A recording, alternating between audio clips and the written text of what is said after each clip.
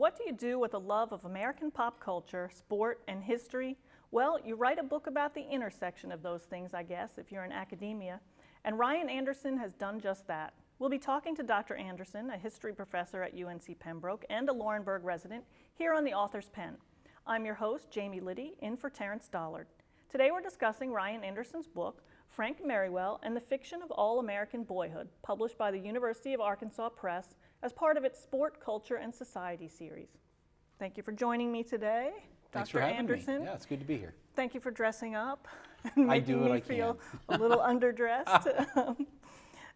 So your book is about this fictional character, Frank Merriwell, and he was, I guess, what I'd call an early 20th century role model, we might say, for young men in this country. He was created first in recurring magazine stories and then in what we call dime novels, I think about 200 of those, if I'm not mistaken. Then he took on new life in radio, a comic strip, cinema. Who is this character, Frank Merriwell? Well, you know, Merriwell really kind of started off as less than well-defined. I mean, Street & Smith, who published Tip Top Weekly, the dime novel that featured his original 380 issues, you know, they knew there was an interest in stories about boys at schools. Right? There was already a market for college novels. There was a lot of newspaper writing on college football and athletics, and not just the guys who were playing sports, but also sort of the pageantry around the game itself. And so they were looking for a new market to break into, and so they started off just giving the author, Gilbert Patent, this order to give us three stories about 20,000 words apiece about a boy at school and do all the typical schoolboy things. And what ended up happening was that the story kind of evolved over time. And at first Merriwell was a sort of 14 or 15-year-old lad who was generally honest, who was a pretty good athlete, but he had these problems he had to overcome. Like he had an addiction to gambling, of all things. He'd actually stolen from his mother. As a teen? As a 14-year-old, yes. He'd stolen from his mother to support a poker habit, and he had to overcome this thing. But what we all learned, like kind of the essence of Merriwell was his sand. And that was a term that turn of the 20th century Americans used to describe somebody with gumption or willpower. He had the ability to stick with any job no matter how tough it was, and that gave him a certain charisma that attracted other people. And as the story unfolded between 1896 and 1912, he sort of evolved into an athlete that became like the centerpiece of his adventures. And that mostly had to do with the house's need to define him so they could market the story as accurately as possible. So by the time the series ends in 1912, Frank Merriwell is a full-grown man with a half-brother who's appeared and a son, but he's become sort of what I think of as the prototypical all-American boy. Polite, he's well-mannered, he's a good athlete, he's smart, but he's not an egghead. And importantly, he's got a lot of friends, both guys, and a lot of romantic attention from young ladies as well. Okay, so he's this idealized American young man. Yeah, very much so. And I think idealized is the right word. Now, I think that he does not necessarily represent what American boys were really like, or even what adults thought American boys, were.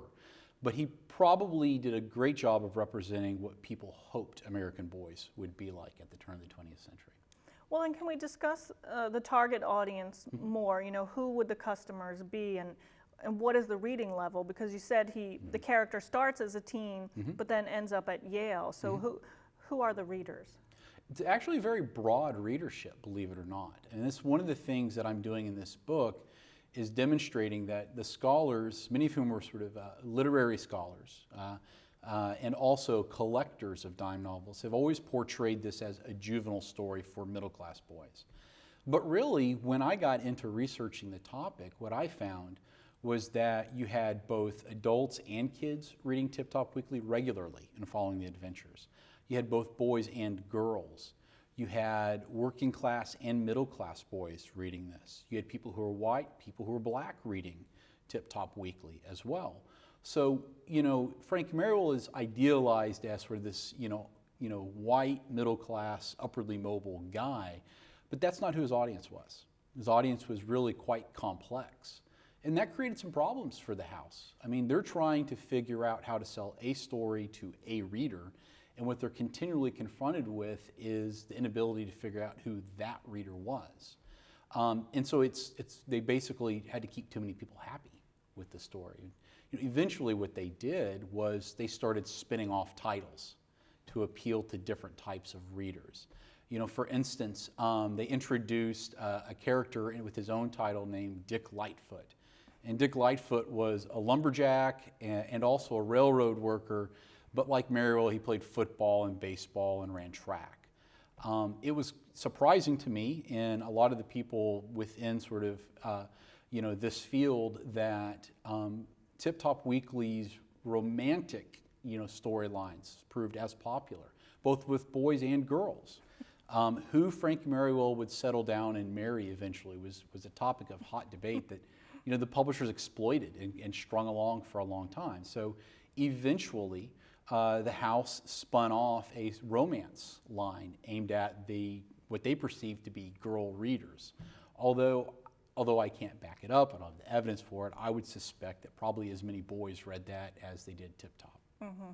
Learning how to date and so forth, right? Oh yeah, yeah. Well, I mean, dating is changing at the turn of the 20th century. I mean, dating's becoming dating. The American middle class is making this shift from sort of Victorian rules about courting young ladies towards, a more casual relationship, which becomes what we would consider dating, where it becomes acceptable for, people to essentially try each other out, to figure out whether or not they're compatible. And a lot of that had to do with, shifting ideas about what proper behavior was in urban America, which was coming into its own at the turn of the 20th century. But also it had a lot to do with sort of the erosion of a lot of traditional forms of control on young people. The church, the small town church, one's parents, the local civic leaders. These figures had a lot less sway on young people once young people realized, hey, I can leave Utica and go to New York City and get a job. I don't depend upon my family to provide a job for me. And that frees people up to do things their parents haven't been able to do. Yeah, so let's talk more about the time period in which Merriwell's stories really flourished. World War I, scary enough, right? Very real world crisis. Into the Roaring 20s. So as you mentioned, we have societal upheaval, social norms are changing, rebellious young adults, right? The Roaring 20s. It's the jazz age, flappers, it's Gatsby. Right. Then the economic crisis of the Great Depression, and I realized that Merriwell's character had moved on into radio by then, but if you really think about it, the literature serves a function, an integration function, sort of like the glue of the fabric of society, right? I mean, is this what middle-class parents were looking to the novels for? I think, what a lot of people wanted out of the story was a blueprint of sorts. Yeah, I mean, they wanted to know, how can we ensure that our sons are going to grow up to be the kinds of adults we expect them to be, right? And there is an implicitly racist and there's an implicitly sexist and classist undertone to that. I mean, they're talking in normative terms. They're creating the idea that, to be somebody who is successful in America, you should be white, you should be male, and you should be straight, right? And all that gets created between 1896 and 1912. And then Merriwell is sort of repurposed, right? Gilbert Patent had quit writing the stories by then. The stories were the property of Street and Smith Publishing. And they reprinted them in different forms, paperback novels, that sort of thing, really up through the early 1930s. And then, you have NBC introducing this radio series, which Street and Smith didn't have rights to because nobody conceived of radio rights in the 1890s. And really, when you listen to those, and you can find them online, you can buy a CD full of the entire NBC show on eBay for like $5 now. And Christmas is coming up. Christmas is coming. Lots of gift-giving seasons here, Great Hanukkah gift. So, the NBC series tended to take the original stories and not throw them away, but just kind of use them as this nostalgic background. And they rewrote, they really deviated from the original stories. I mean, Patent didn't write them. A team of writers at NBC did, and they sort of reworked them into detective stories. And so really, you see, I think, Frank Merriwell changing to fit what people wanted from stories across the early 20th century, I mean, even up into the 1950s, he was still being reprinted in various formats. There was a movie serial that came out in the early 1940s. The rights, now are, of course, just laying out there, so they still show up in paperback form even today. I know last year somebody went through and released all the original novels again and sold them. But then there are also these sort of send-ups that appear in the 60s and 70s. There were 2 or 3 novels where Frank Merriwell is anti-authoritarian, and he refuses to play football because he's a tool of the school and doesn't want to be used, and this sort of thing, and challenges the coach's authority. There's a science fiction story from the early 1970s where Frank Merriwell is elected president of the United States and then reveals that he's actually been a robot the entire time. There was a very poorly received theatrical production of a Frank Merriwell serial at the Longview Theater in New York, off Broadway, I believe, that showed one night and then kind of went under. So yeah, Frank Merriwell, I think, passed about 1935. So about the time the original readers move into middle age, he starts to lose this sort of recognizable nature, but he still remains relevant in a lot of ways. He just gets repurposed for new audiences. And whatever the audience needs, he becomes. Would you say Gilbert Patent, the author, single-handedly created the genre of juvenile sports fiction, or what you call the Schoolboy Sports Story? I don't know that it's fair to say he did it single-handedly. When I think about this story's genesis, I tend to see this as a relationship, a cultural negotiation. And there are 3 historical actors at work here. Gilbert Patent's sort of the lightning rod, right? He's the guy who puts the words down on paper, who really brings Frank Merriwell into play. But, he has to negotiate what his editors at Street and Smith want.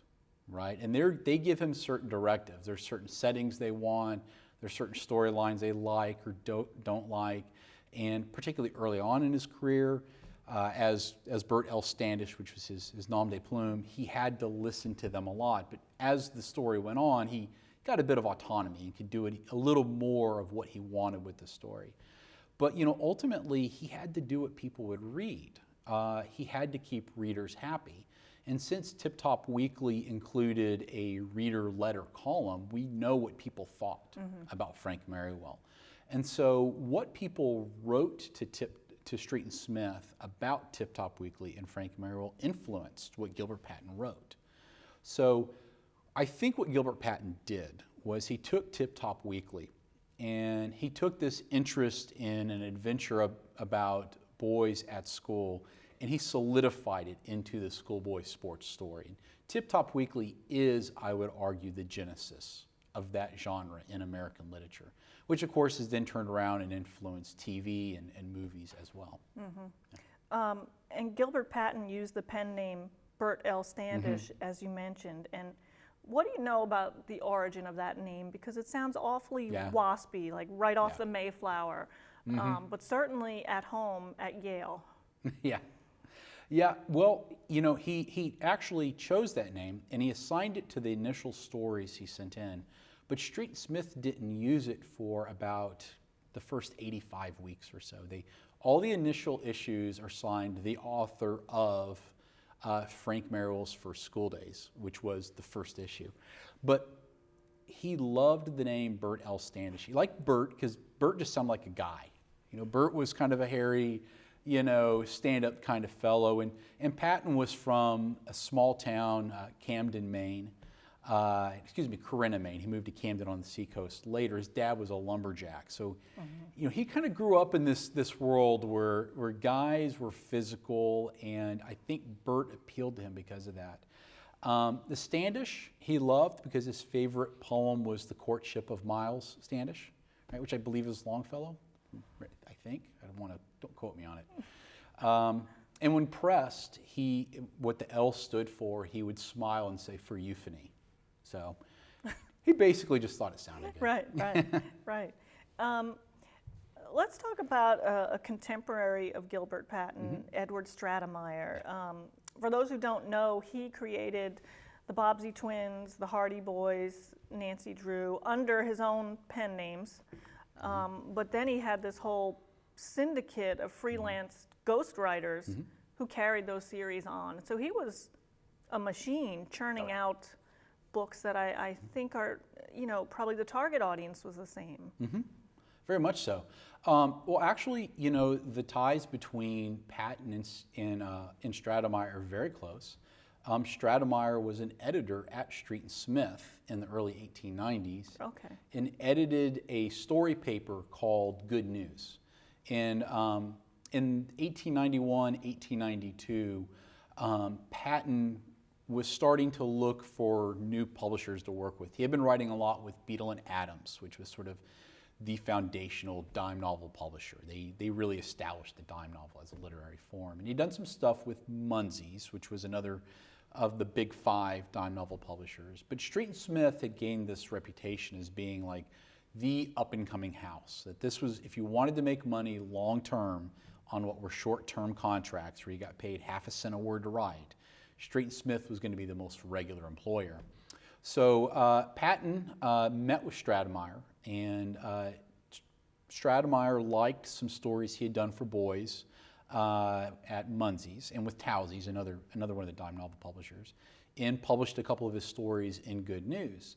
And then just about the time Tip Top was to be introduced, late 1895, Stratemeyer bolted Street and Smith and tried to start his own publishing company, publishing dime novels, realized that wasn't going to work, and instead initiated the famous Stratemeyer Syndicate. So Stratemeyer knew the formula that Patent had begun developing at Good News and then applied in Tip Top Weekly.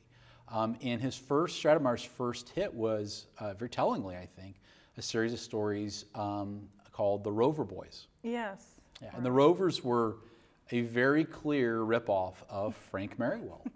They went to school, they traveled the world, they played sports.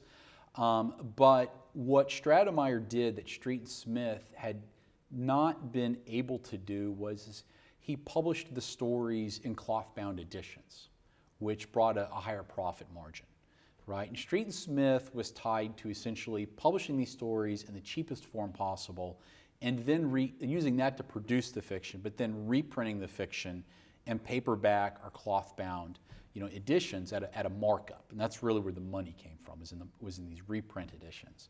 And he did more of it before they were willing to do it. And then, of course, he took off from there. The Five Little Peppers was another juvenile series he did. Nancy Drew, the Hardy Boys come along in the 1920s. And he wrote none of them.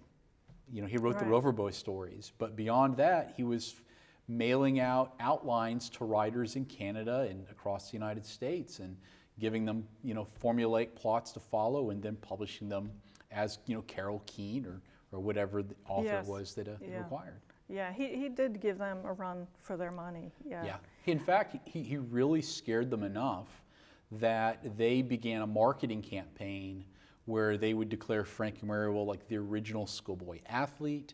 And he did force them into the cloth-bound market really before they were ready, and it cost them a lot of money. I think maybe of special interest at Pembroke is the storyline whereby Frank learns he has a half-brother out west. And it wasn't clear to me, was he being raised at the Carlisle School for Indians? I know he had a mentor, old Joe Crowfoot, I think. Well, there are a couple different things going on here. The first is there are a number of Native American characters in the Tip Top stories, and the Merriwell saga, as we call them. And they generally, as they do in American culture, generally broke down into a sort of either, noble savage or savage categories. So there are these, Native Americans who will show up when Frank is traveling out west, and there will be a stereotypical sort of, cowboy shoot-'em-up sort of adventure going on. But then there are these quote-unquote like noble savages who, have the ability to do things like travel east with Frank and enroll in school, and Frank is always encouraging them to civilize, essentially model their lives after him. The most important character is a guy named John Swiftwing. And John Swiftwing is essentially the Native American version of Frank Merriwell. And he pops up as a football player at Carlisle Indian School. And Merriwell really respects this particular football player because he's more restrained. He acts essentially whiter than the other Carlisle football players do. And so he invites him to travel with him in what he calls the Yale Combine, which is just sort of a term, 20th century term for group that they would use for athletic organizations. And they travel the country playing sports, and Swiftwing is part of the team. But eventually Swiftwing leaves, and Patent writes in this long sort of soliloquy for Swiftwing where he says, I'm told that I really can't be who I am, that I need to quit being an Indian and I need to start being white, but it's also very clear to me that I'll never really be acceptable in white civilization. And at the same time, because I've pursued this education and become an athlete, the people back home don't respect me anymore either. And so I'm stuck between two worlds. And in doing so, Patent kind of writes himself into a corner because now he doesn't know how to resolve this issue. And so he has Swiftwing meet somebody who is half white, half Native American. Her name's Bright Fawn, of course, and they run off and just kind of evaporate, and you learn that they're living happily. Now, Patent also, at the house's insistence, gave Frank a half-brother named Dick Merriwell. And Dick Merriwell was the product of a heretofore undisclosed union between Charles Merriwell, Frank's father, who you really don't see because he's supposed to be dead, and a exiled Spanish duchess, of course. And Dick is living out in Colorado under the watch of this older character named Old Joe Crowfoot, right? And so Frank gets this letter the day he's graduating from Yale from his father saying, I've got a fortune to give you. It'll start you off in life. You've earned it, but to claim it, you have to go find your brother and bring him back home and raise him as you've kind of learned to live. And so they spend 3 months following Frank out west where he reclaims Dick, convinces Dick that he should come back east, and Dick doesn't want to. Dick is in touch with nature. He can essentially talk to animals, and Old Joe Crowfoot keeps telling him that all the boys back east have caved-in chests and are unhealthy and they go blind from reading too much, and he doesn't want that. But then Frank and his friends introduce Dick to football, and he realizes that American boys really are rough after all. And so yes, he would like to go east, go to Fardale, which is a fictional military academy that Frank had attended, and then on to Yale. And they'd introduced this character because of really a problem I don't think they considered to start off with, which was he gets introduced in 1903. In the original readership, it started off at, generally about 12 or 13, but now they're in their early 20s, and they don't want to read about a schoolboy anymore. They want to follow Frank Merriwell into adulthood. And of course, the problem is that they have to maintain this maturing readership while attracting new, younger readers as well. And so Dick Merriwell was supposed to replace Frank and keep these younger readers. And the readers, a lot of them revolted. The older readers complained about the stories. They wrote in and said, Frank is better than Dick. Dick is no, just a shadow of a comparison. And so what Patent then had to do was sort of juggle the two brothers who would alternate issues. And for a while you would follow Frank, and then you would follow Dick for a little while. And that seemed to sort of keep things somewhat even-keeled, although the readers debated for the next couple of years, until 06 or 07, about really which Merriwell was the better Merriwell. Imagine how they'd be blowing up social media, these fans, if they had it at the time. Oh, I know. It's almost like tailor-made for it. I mean, you know, Frank had two love interests, Elsie Bellwood and Enza Barrage. And Enza was a new girl, new woman, you know, modern, forward-looking, athletic, and Elsie was this fair-haired, you know, Victorian lady. And the readership divided themselves into two camps, Elsieites and Enzaites. Oh, so it's like Team Edward, Team Jacob. Exactly. Okay. It's the exact same thing a century earlier. That's perfect. That's and perfect. They're asking themselves, they're writing in, one reader writes in and says, you know, when I don't know what to do about a problem, I ask myself, what would Frank Merriwell do? Which is, it just reminds me of the WWJD bracelets that were, you know, so popular about 10 years ago, which are actually borrowed from a late 19th century evangelist named Robert Shelton. Or the Beatles saying we're bigger than Jesus now, right? So Ryan, we have a few minutes left. Tell us about the kind of research that goes into a book like this. Where were you? What were you doing? Well, I mean, the very first thing I had to do was to gain, you know, a really deep knowledge of the story itself. You know, I think earlier I misspoke. I said 250 issues, 850 issues actually. So 850 issues. I had to figure out how to read 850 20,000 word stories. Wow. And these aren't things that at the time they weren't digitalized. Now they're digitalized. You can get the majority of them through Bowling Green State University's Pop Cult collection online. But at the time there were maybe 3 or 4 academic collections: Bowling Green, University of Arkansas, Minnesota, Northern Illinois, and then Syracuse. And Northern Illinois happened to be about 2.5 hours from West Lafayette, and I was at Purdue in grad school at the time. So I could go and stay in lovely DeKalb, Illinois for a month originally, and I read every single word of the first maybe 300 issues in a month. And then from that, I went back and I basically skimmed, you know, one a month for the whole 850 and mapped out, literally I'm just pencil and paper, mapped out the story arcs and came up with this concept of there being 4 story arcs.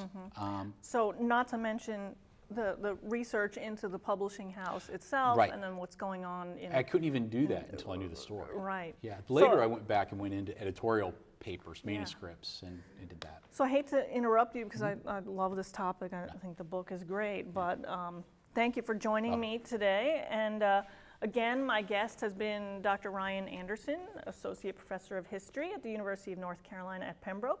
Some of you might have seen him as a youth soccer coach in Scotland County, or you've seen him on the links. He's the author of Frank Merriwell and the Fiction of All-American Boyhood, the progressive era creation of the Schoolboy Sports Story. I'm Jamie Liddy. You've been watching The Author's Pen, produced at WNCP-TV. Thanks to our student crew and our producer, Terrence Dollard, in the Department of Mass Communication. Be on the lookout for more episodes of The Author's Pen here on your local Access channel.